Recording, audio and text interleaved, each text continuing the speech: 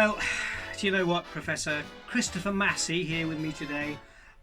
I think we've come to a rather sad point. Oh, sad point, really?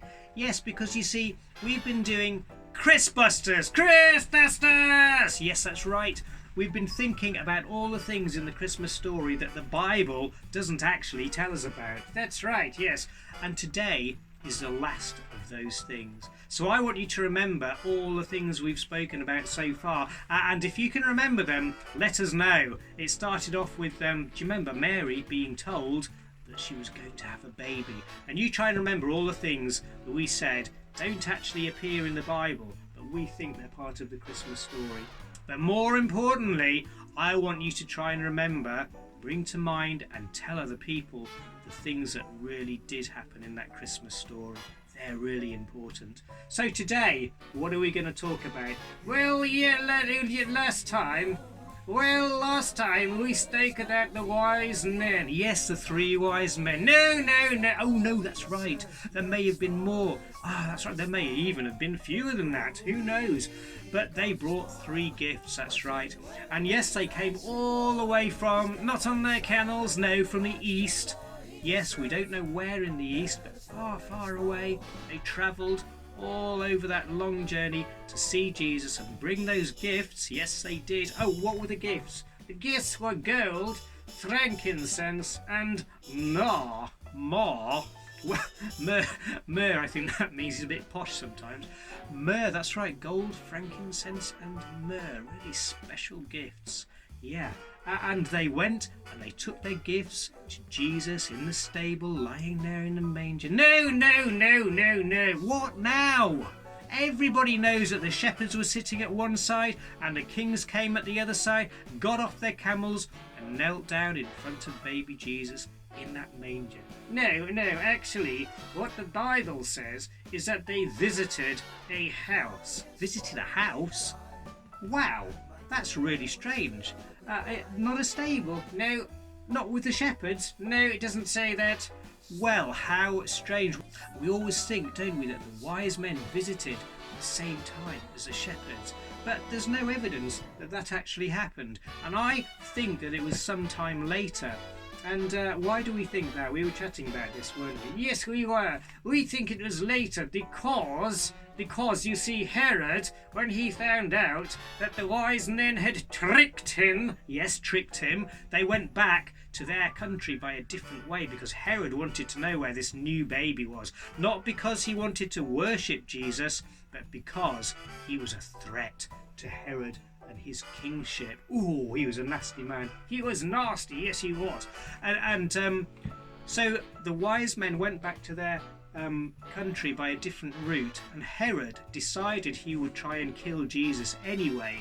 So he killed all the baby boys that were 2 years old and younger. So we think that Jesus might have been a little bit older than that tiny baby in the manger. Yes, that's right, and in a house, as the Bible says. That's right, in a house.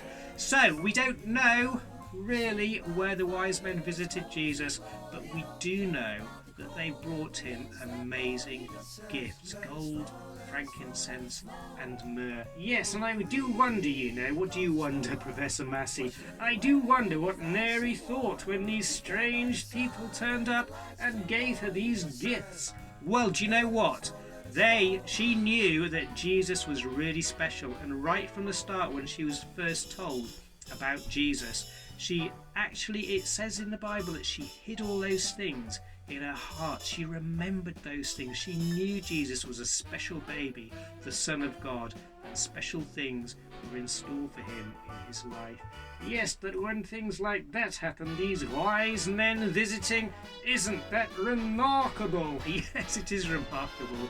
And Mary must have been thinking about all these things as little baby Jesus grew up into a little boy, and wondering what was going to happen in the rest of his life. Yes, she must. Yes, so that's wonderful, isn't it? The wise men visited him in a house, not in a stable as far as we know, but they brought gifts. And that's just what you and I should do bring ourselves to give to Jesus. He wants all of us, as we said last time. He wants us to be in his family and be part of his kingdom and to live forever with him. I think that's amazing, isn't it? It is. It's the best part of the Christmas story. Do you know what's that? Well, when people just think about those rather strange things, angels singing, donkeys and all that, they forget the real reason Jesus actually came. Do you know, I think that's sadly sometimes very true.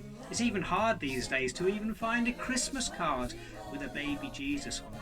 But we mustn't remember that that's what Christmas is all about. So, Professor Christopher Massey, hasn't he been helpful? Oh, thank you very much. Yes, thank you.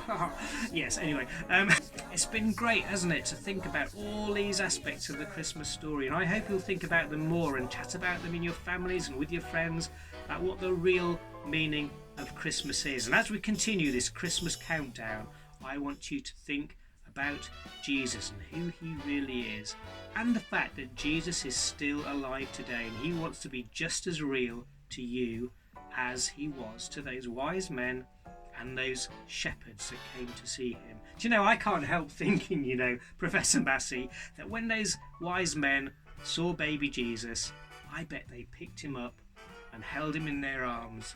Wouldn't that have been amazing? But we don't know that. But we do know that Jesus is God's Son. And in John 3:16 it says that God so loved the world that he gave his only Son, and that if we believe on him we won't perish but we'll have everlasting life. And that's what Christmas is truly about. Yes, so don't forget that, will you? Well, it's been such a pleasure to share this rather unusual Christmas story with you this year in our Christmas countdown. What did we call it, Professor Massey? We called it ChrisBusters! Yes, that's right. Gets very excited about that. Yes, telling the truth about Christmas and explaining some things that may or may not have happened. But the real fact is that Jesus came because he loves us very much. So with that, enjoy the rest of the Christmas countdown and we shall see you very soon. Yes, bye for now. Bye.